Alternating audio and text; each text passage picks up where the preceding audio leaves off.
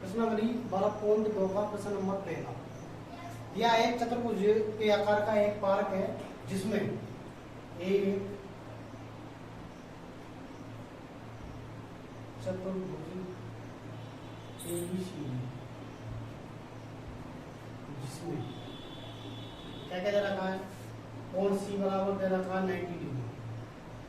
90 degree दे दिया, इसका मतलब एक समकोण त्रिभुज बन रहा है दोनों त्रिभुजों में। BC है 12 सेंटीमीटर, AB है 2 सेंटीमीटर,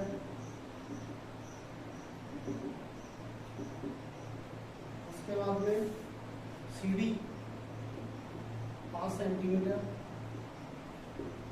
कोमा AD 8 सेंटीमीटर। ये हमको बी मायने रखी है। यह लिखो AB कितना है, BC है 12, AB है 9, CD है 5 और AD है 8। दो त्रिभुज बन रहे, एक समकोण त्रिभुज और एक नॉर्मल त्रिभुज। हमें दोनों त्रिभुजों का क्षेत्रफल निकालने के लिए तीनों बीमाएं पता होना चाहिए। इसमें हमको ये सबकी दो बीमाएं दे रखी दोनों त्रिभुजों की। विकर्ण कॉमन है दोनों त्रिभुजों में। सबसे पहले हमें विकर्ण BD की लंबाई निकालनी पड़ेगी। BD की लंबाई हम यहाँ से निकाल सकते हैं। ये हमको एक समकोण त्रिभुज दे रखा है। सबसे पहले हम लिखेंगे चूंकि एक समकोण त्रिभुज BCD में पाइथागोरस प्रमेय से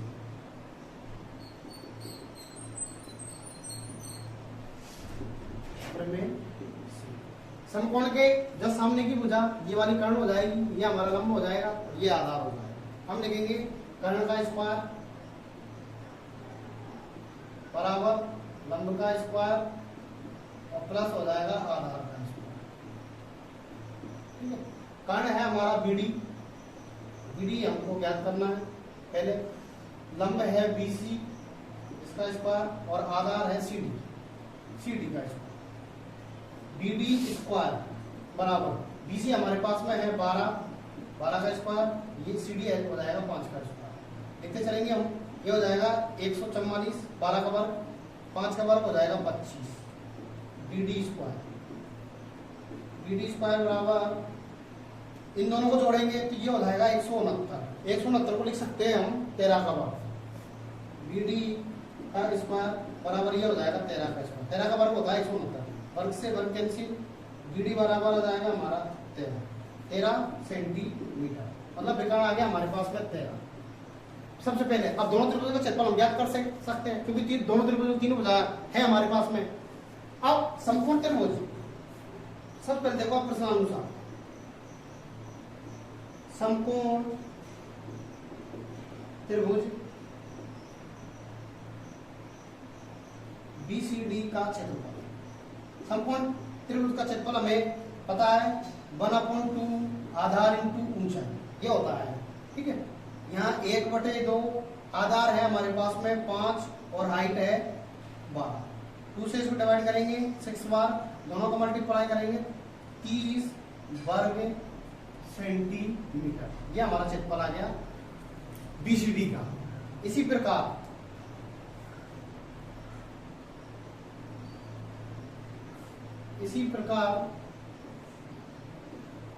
अब हमको क्षेत्रफल निकालना है A, B और D का। BCD का हमने ज्ञात कर लिया, दोनों त्रिभुजों का क्षेत्रफल ज्ञात करने, दोनों त्रिभुजों को क्षेत्रफल ज्ञात करके दोनों को जोड़ के तब जाके हमारे पास में BCD का क्षेत्रफल आएगा। सबसे पहले हम लिखेंगे ABD का क्षेत्रफल ज्ञात करने के लिए सबसे पहले हम अर्धपरिमाप निकालेंगे इसका। त्रिभुज ABD का अर्धपरिमाप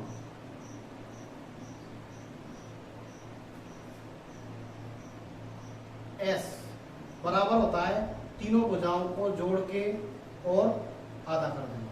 ठीक है, यहाँ आ जाएगा हमारे पास में S बराबर तीनों भुजा इस वाले त्रिभुज की, एक तो 8 दे रखी है, एक 9 दे रखी है और एक 13 दे रखी है। सबको जोड़ेंगे, 2 को भाग देंगे।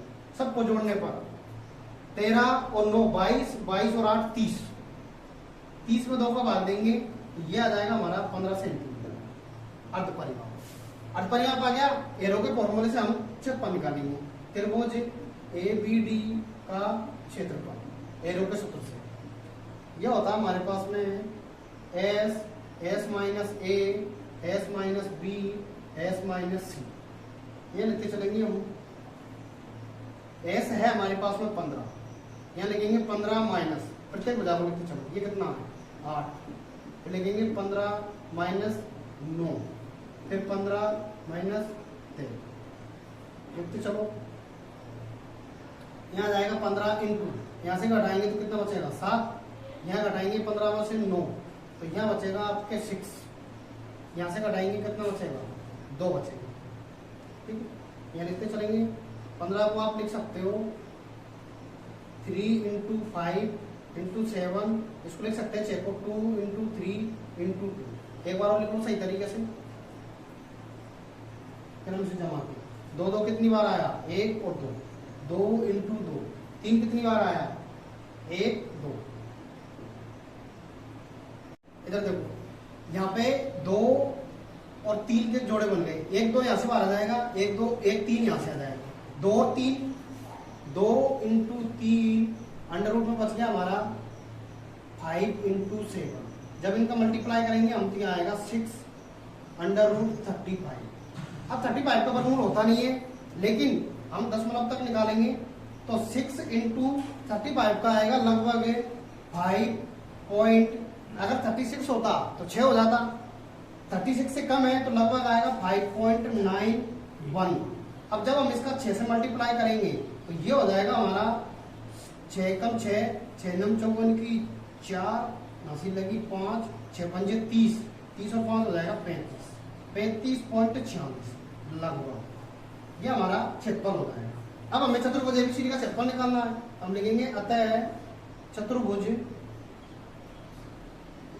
एबीसीडी का क्षेत्रफल बराबर, दोनों त्रिभुजों के क्षेत्रफल जोड़ देंगे।